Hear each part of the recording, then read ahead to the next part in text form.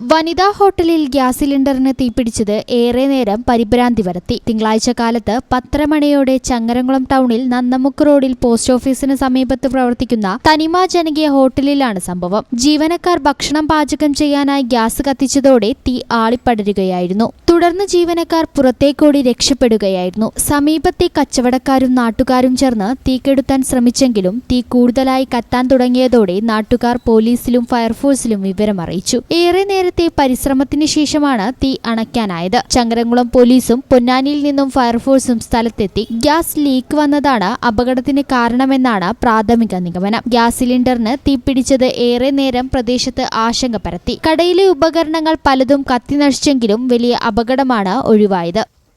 ഈ channel news Changaramkulam. 15 വർഷങ്ങളായി ഈ തിളക്കം നമ്മെ ഭ്രമിപ്പിക്കുന്നു. 15 വർഷങ്ങളായി ഈ വ്യത്യസ്തത നമുക്ക് ആത്മവിശ്വാസം നൽകുന്നു. 15 വർഷങ്ങളായി നമ്മുടെ ആഘോഷങ്ങളിൽ ഈ പാരമ്പര്യവും പങ്കാളികളാണ്. ഒരു ദേശത്തിന്റെ ആഭരണ സംസ്കാരം രൂപപ്പെടുത്തിയവർ. ഞങ്ങളെപ്പറ്റി നിങ്ങൾക്കല്ലേ കൂടുതൽ അറിയുന്നത്?